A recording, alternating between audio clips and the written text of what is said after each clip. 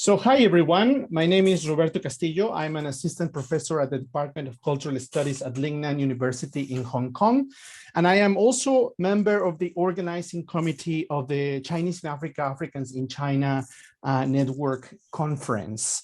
As you may know, we were supposed to have a conference here in Hong Kong in 2020 that was postponed to 2021 and later was postponed to 2022.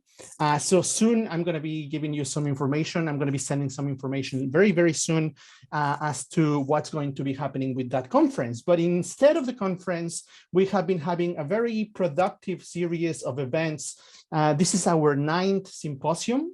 For the whole, almost the whole of 2021, we were having this symposium, mini symposium series that has been really, really successful in getting us together and creating or generating a sense of a community. Today, I am very happy to start early in 2022 with 4 great speakers that agreed on a very short notice to participate in this symposium today. The title of the symposium is Distances and Intimacies, African and Chinese Entanglements in Art, Heritage, and Material Culture. The 4 speakers that you see right now with their cameras on are Ruth Simbao, who's a professor in art history and visual culture at the National Research Foundation, research chair in geopolitics and arts of Africa at Rhodes University in Makanda, South Africa. We also have Li Fan Zhang, who received her master's degree in 2017 at the Department of Asian and African Languages and Literatures at Peking University.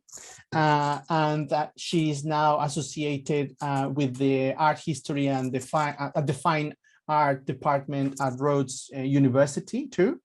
And also we have Pin Jun Hu, who is a PhD candidate in the National Research Foundation chair program in geopolitics and the arts of Africa at the Fine Art Department in Rhodes University, also in South Africa. So I have this whole group of people coming from a very similar place, or in many cases, almost the same place. But we also have Titi Xijin, who has a master's degree in African literature and cultures at Peking University in China in 2021. And she's currently a graduate student at the Department of African Cultural Studies at the University of Wisconsin-Madison in the United States. So you see that we have 4 very different individuals with different profiles that are going to be giving us 4 talks on this topic of that was framed by Ruth Simbao as Distances and Intimacies, African and Chinese Entanglements in Art, Heritage, and Material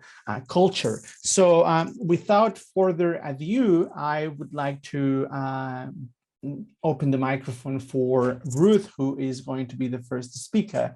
And she will speak for around about 15 to 20 minutes.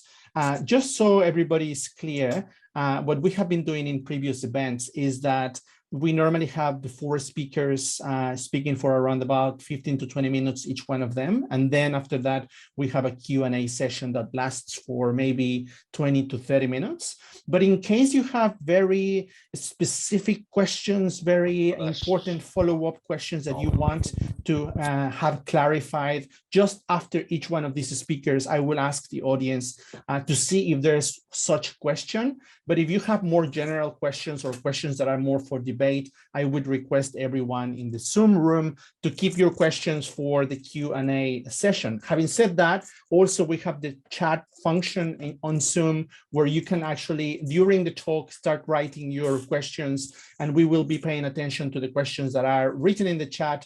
And during the Q&A session, we will be addressing those questions. Yeah, so thank you very much. And Ruth, and the floor is yours. Thanks for coming. Great, thank you so much, Roberto. Thank you for hosting this event. And greetings to everyone. Thank you so much for being here. I will just share my screen with you.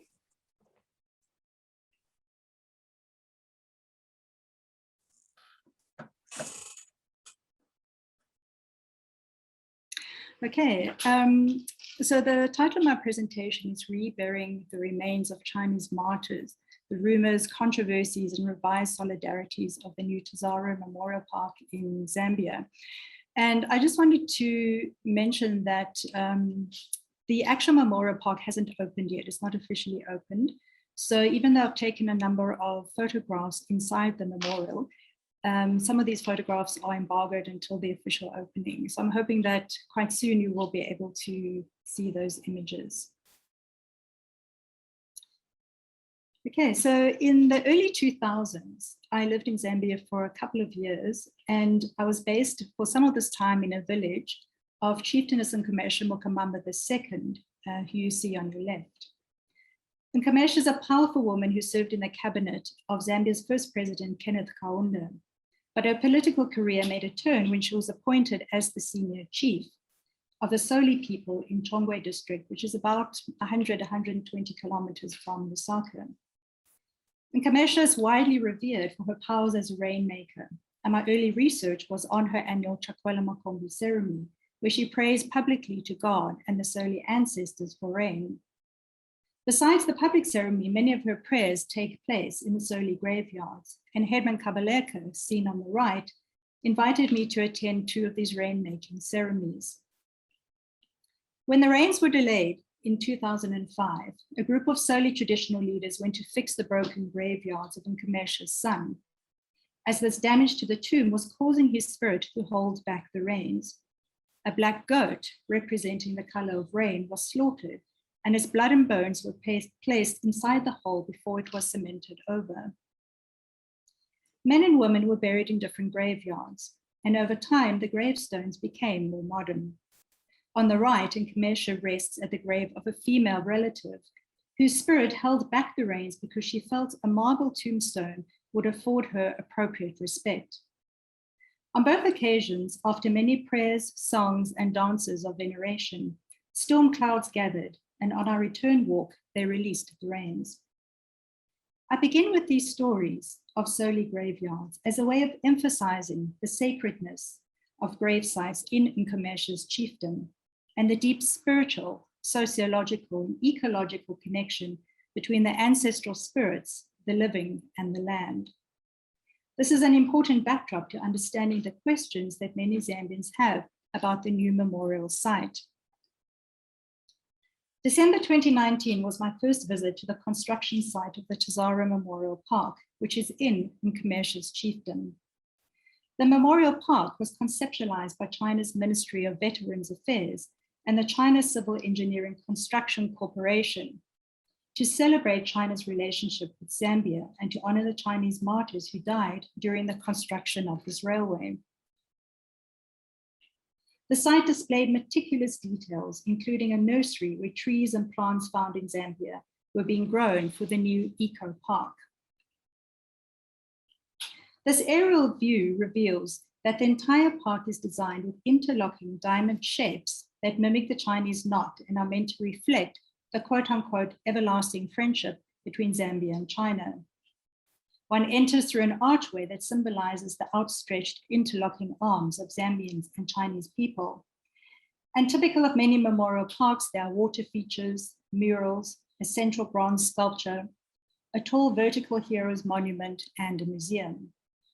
What is important to my discussion today is the grave site at the back of the park and the rumors and controversies that its presence has given rise to.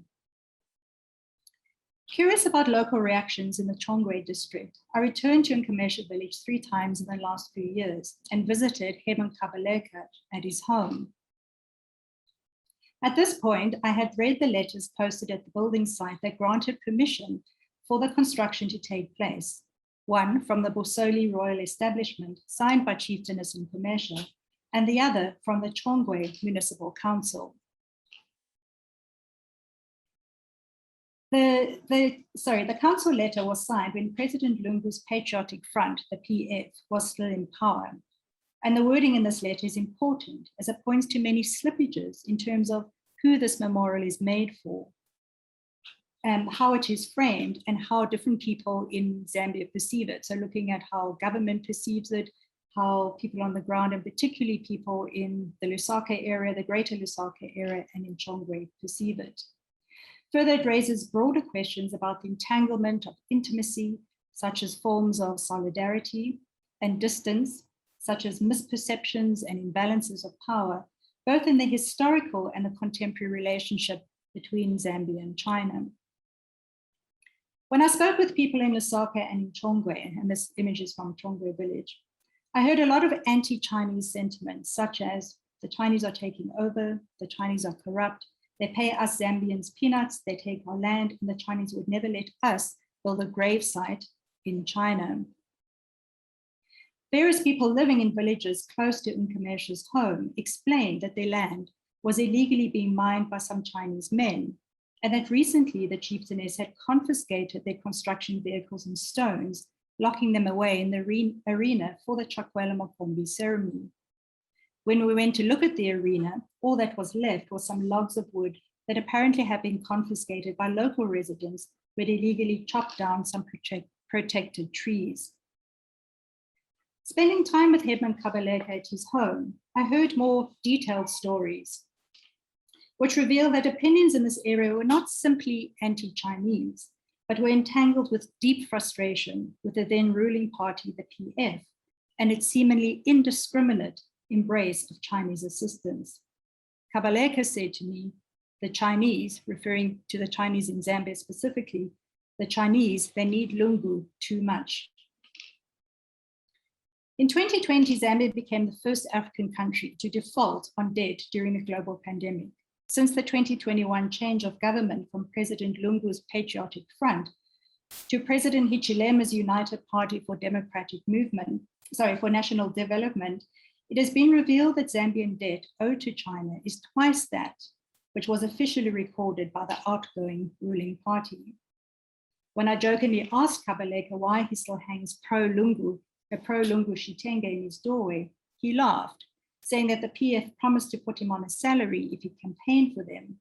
So he took their fitenge, but went ahead and voted for the opposition. Peaking in the last few years of PF rule, many of the Soli people of the Chongwe area were, and still are, deeply resentful of Lungu's party. In 2019, during the annual Soli Chakwela Makombi ceremony, PF cadres came to the sacred rainmaking ceremony and caused chaos, ransacking the arena right in front of the chieftainess and her guests. This display of utter disrespect infuriated the Soli people, and in November 2019, a group of headmen staged 3 protests.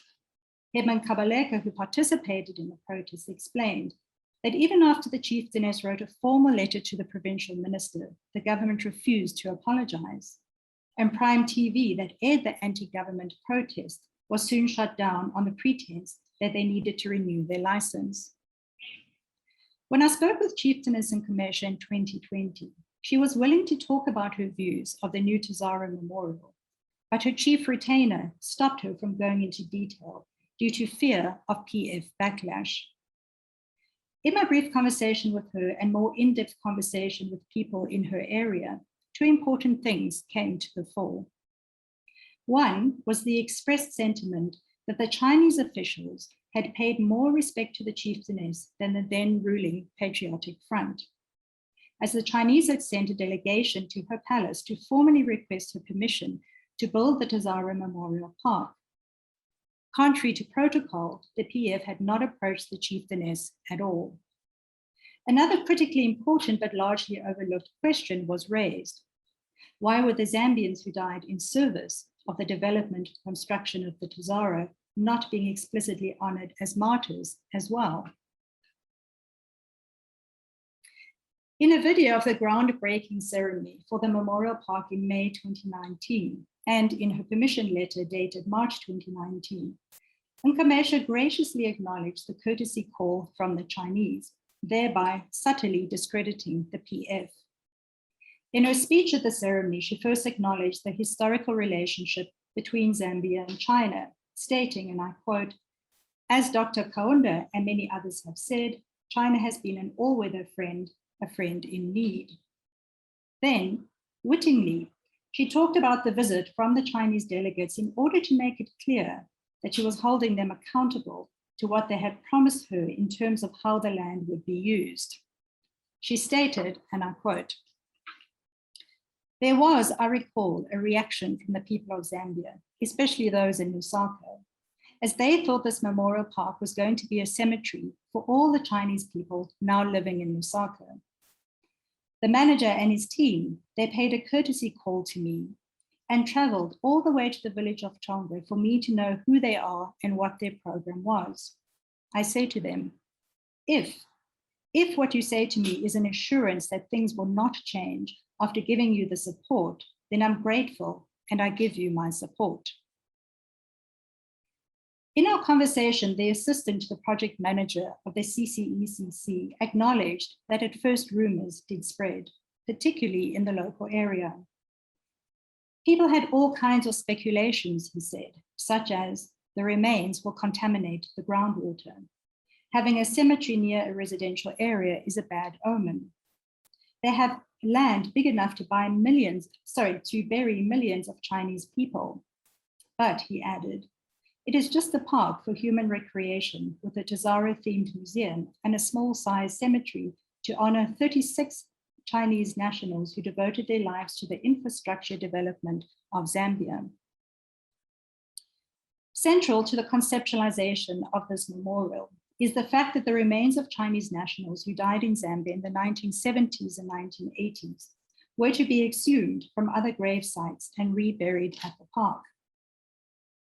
Chinese men who died while working on the construction of the TAZARA, often from malaria or car accidents, had been buried in a dedicated grave site in Mpika, about 150 kilometers north of Lusaka. Annually, an entourage from the Chinese embassy in Zambia will travel to Mpika to honor these graves as part of the Tomb Sweeping Day. This festival involves the cleaning of graves and the opportunity to mourn the deceased and worship their ancestors and martyrs. In March 2021, these remains were removed from the Mpika graveyard and carried to Lusaka to be reburied at the memorial park. The remains of other Chinese men who'd been sent by the Chinese Communist Party to work in Zambia, although not specifically on the TAZARA, were also exhumed from the Leopards Hill gravesite in Lusaka, which is largely a burial ground for Zambians. New marble tombstones have been built at the memorial park, all facing towards the direction of China. In a CCTV news story about the ceremony that the Chinese embassy organized when the remains were reburied, reference was made to the saying, "Everywhere could be the best grave for honest people. Why must we bring the dead body back to the hometown?"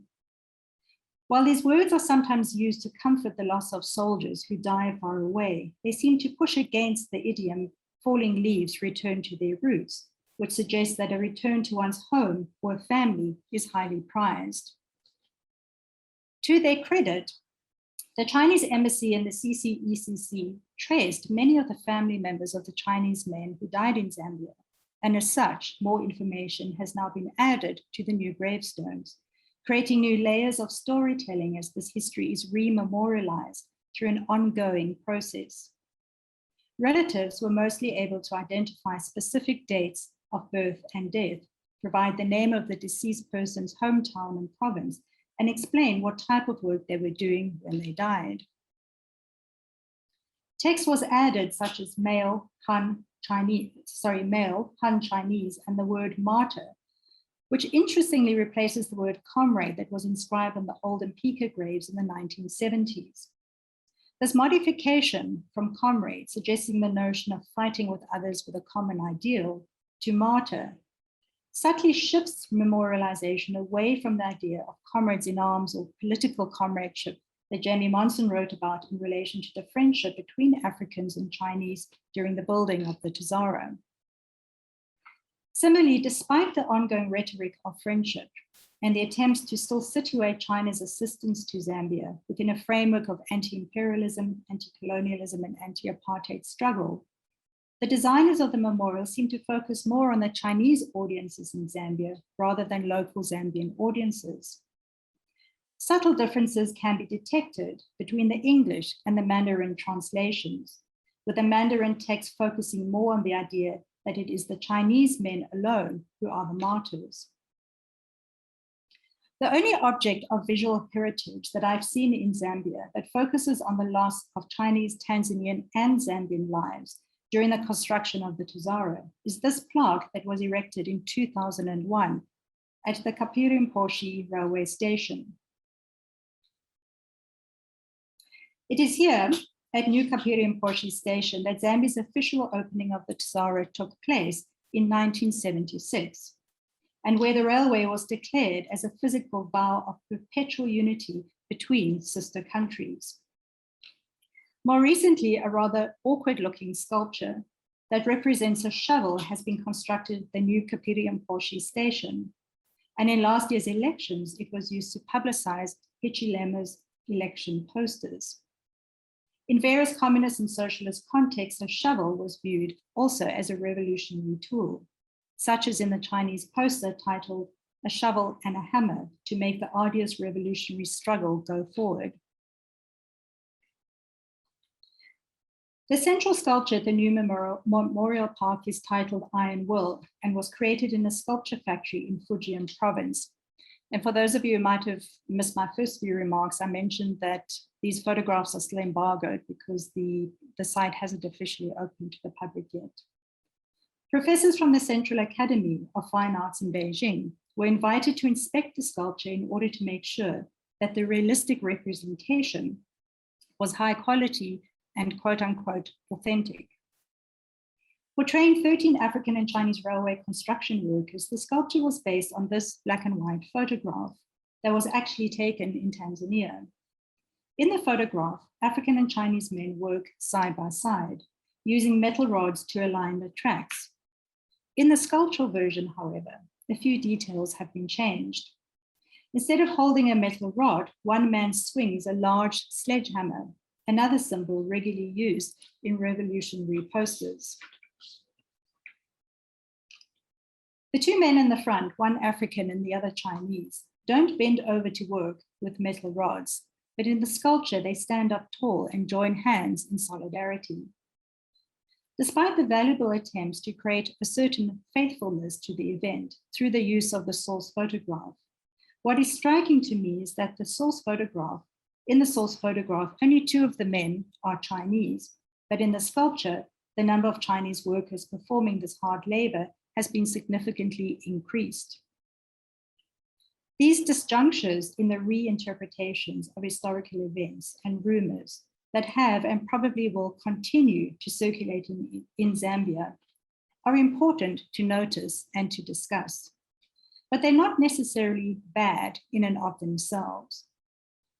As Louise White suggests, it can be beneficial to seriously consider the ways in which stories, experiences, perceptions, rumors, and gossip impact realities and ideas about the truth.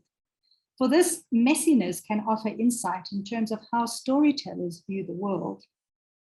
Further, these tensions serve as a reminder of how truths need to be established by continually listening to and evaluating new evidence, and how ideas are negotiated as people move between the personal and the political.